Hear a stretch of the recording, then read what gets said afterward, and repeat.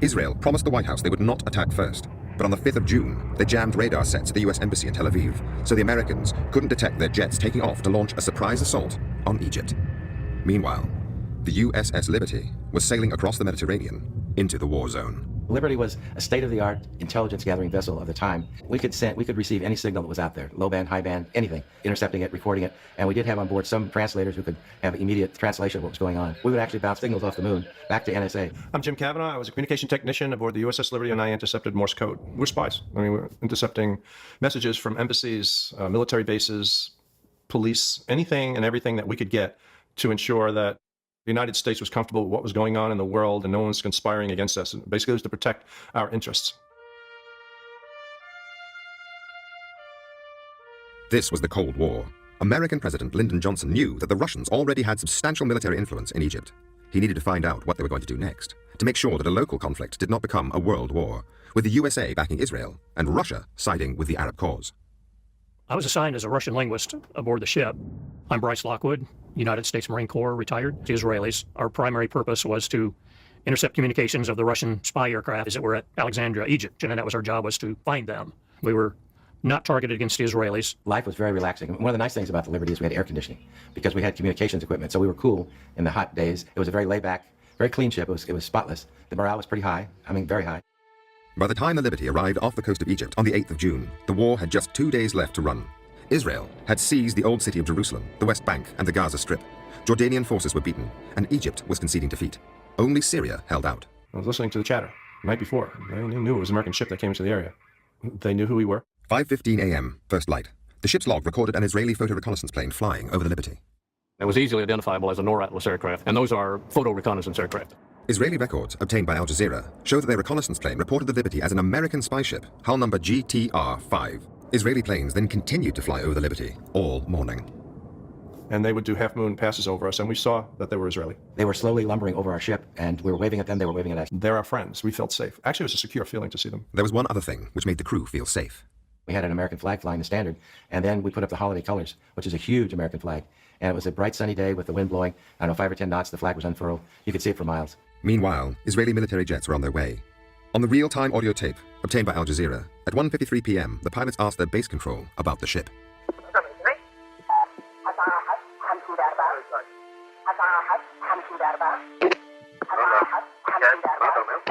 The USS Liberty was the only ship of any size in the area. Sun was shining, blue sky, clouds, nice, people sunbathing on the deck. We had lunch, and 5 minutes later, maybe, here came the jets, and nobody really knew what was happening until they started firing at us. The captain said to me, alert the forward gun mounts, we're under attack. And I tried to raise the 2 sailors in the forward gun mounts. I looked out, and they were blown to pieces by the rocket. When the attack started, and we realized that we needed help, we tried to communicate with the Sixth Fleet. They were jamming both our distress frequencies and our tactical frequencies. The tactical frequencies is all right, but the international distress frequencies is a violation of international law to jam them, and the Israelis were jamming them. And we could not get a signal across. Here's a question I have to ask. Who would know the frequencies other than an ally? And who was the ally in the war? It wasn't Egypt. It was Israel. They would know, and only they would know in this conflict, what our frequencies would be. Now cut off from the outside world, the crew on the Liberty was defenseless. We had 450 caliber machine guns on board that were basically there to repel any boarders that might come by, a pirate situation. Certainly weren't designed to bring down jet aircraft that were hammering at us. But you can't shoot a jet going 600 miles an hour with a 50 caliber machine gun. It doesn't work. It was just a surreal scene. People who had been standing there earlier joking and laughing were now dead, dying, and with the walking dead and wounded. It was just unreal. What the crew didn't know was that at 2 the Israeli pilots were ordered to use a new, much deadlier weapon.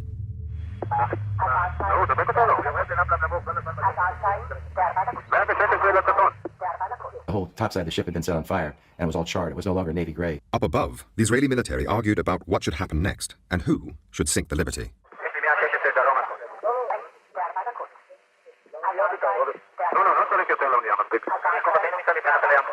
At 2:11, with the Israeli jets running out of ammunition, the pilots were instructed to fly down and confirm the identity of the ship.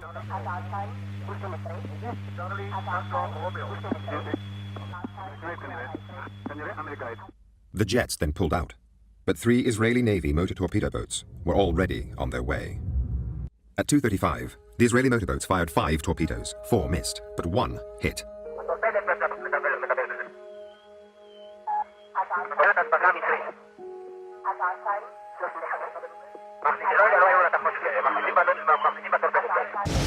This is what it looks like when a torpedo hits a ship the size of the Liberty.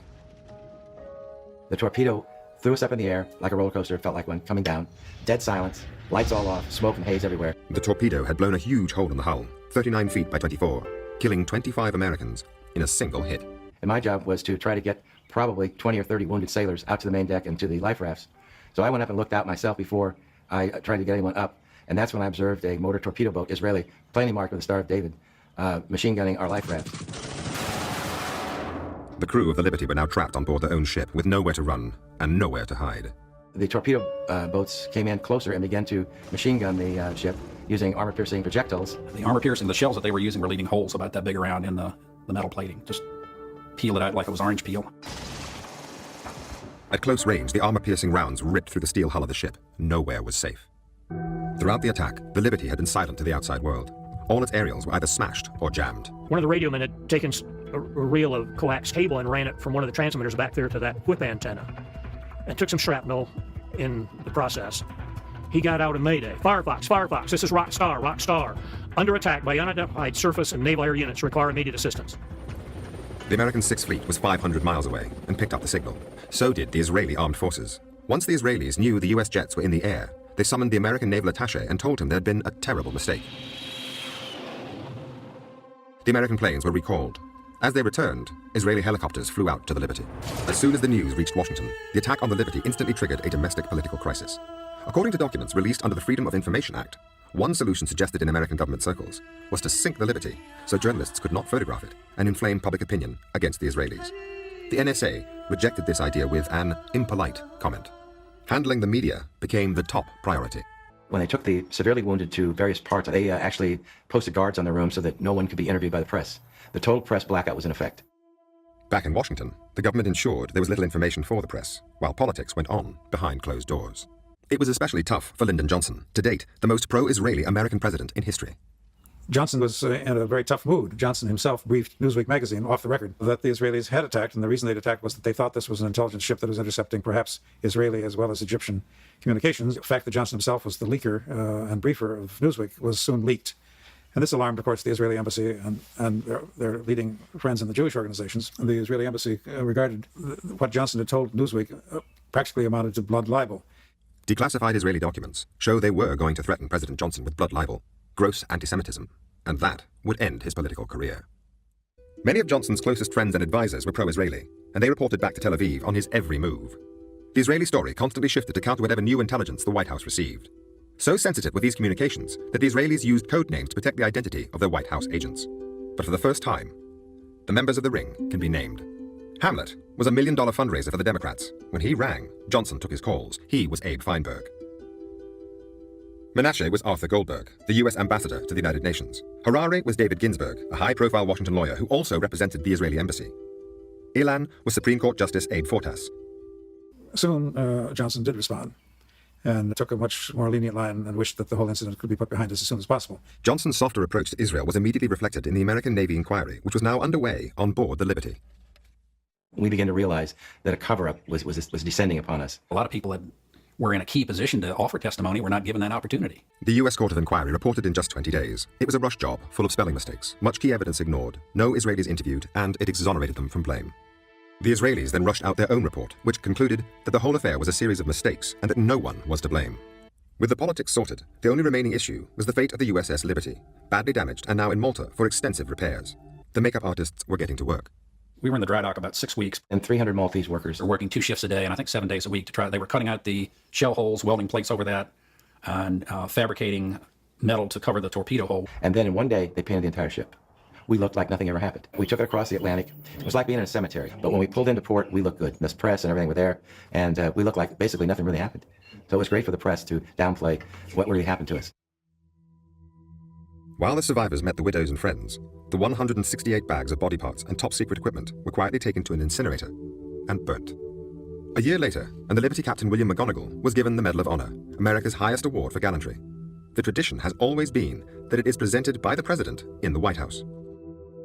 I look at these 2 gallant Marines, and I see America. Captain McGonagall never heard words like these from his commander-in-chief. There was no television coverage for him as he received his medal in a quiet ceremony in the Navy Yard. President Johnson was just 4 miles away at the time. He stayed in the White House to hand out diplomas to school children. The reason was revealed in this internal memo, which advised President Johnson that due to the nature and sensitivity of these awards, they should be given by the Department of Defense, not by him. The advice was clear. No press release regarding them should be made. When I received my Purple Heart in a secret ceremony in the captain's office, I was admonished, threat of court-martial, don't ever tell anyone where you got this. Don't ever tell anyone how you got this medal. The following year, American aid to Israel increased 4-fold, and President Johnson agreed a treaty, classified above top secret, with Israel for the mutual exchange of intelligence, an arrangement which is still in place today, codenamed Stone Ruby. Agreed with an Israeli request to stop the distribution of a book that contains some pretty damning information about the Israeli Secret Service, the Mossad, if it is true. Here's ABC's John Martin. The most sensational claim in the book involves this bloody day, the Beirut Marine Barracks bombing.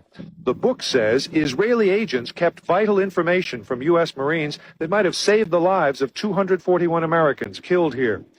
Israeli government sources deny this account, but according to the book, an Israeli informant saw a Mercedes truck being fitted with secret panels for explosives. Israeli troops were told to be on the lookout for the truck.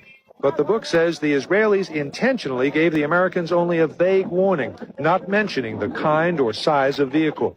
In Toronto today, the author was under a court-ordered gag not to discuss the book or the case. You see, there's 2 restrictions.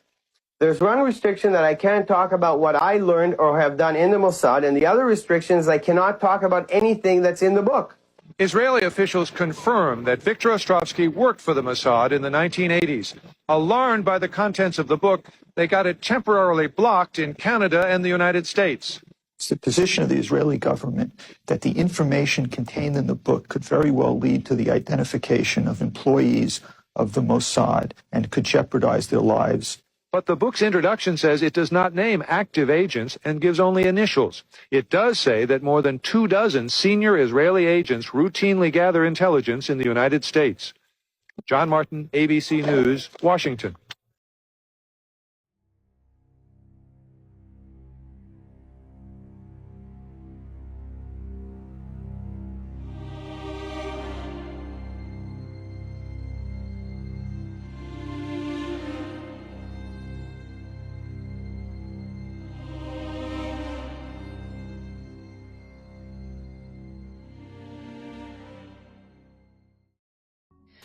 Basically, there was an attack against the Israeli Embassy in London in July 1994.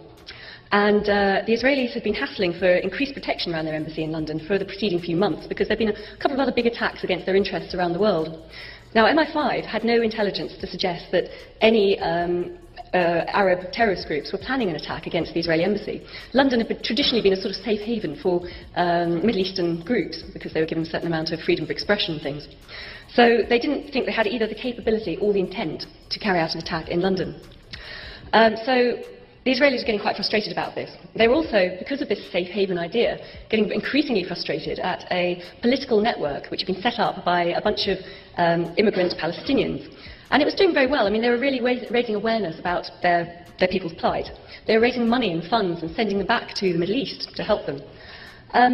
So a bomb goes off. 2 innocent Palestinians were picked up. They were part of this support network. And they were subsequently convicted, not of the attack, because they had cast-iron alibis, but they were convicted of conspiracy to cause this attack. And it looks like they were set up, they were fitted up, because there was a shadowy figure called Rida Maghrabi, who kept swimming in and out of their story. He was never traced, even though he was the one that bought the car that the bomb was in. He's the one who was, all asking them to put themselves in certain places at certain times, which led to the circumstantial case against them, which led to their conviction. But nobody bothered to try and trace him. And I think he was probably an Israeli agent. But the crucial thing that David saw was a report written by a senior MI5 officer. His code name was G91. And he had seen all the evidence and all the intelligence, more crucially, in the run-up to this attack. And his assessment, his view, was that Mossad had bombed their own embassy. The government of Argentina has promised to declassify documents relating to the 1992 bombing of the Israeli embassy in Buenos Aires. 29 civilians died and over 240 were wounded in that attack. President Cristina Fernandez says that the documents will be released in response to requests from relatives of the victims. Now, earlier this month, her government declassified archives relating to a later attack on the Amia Jewish Center in the Argentinian capital.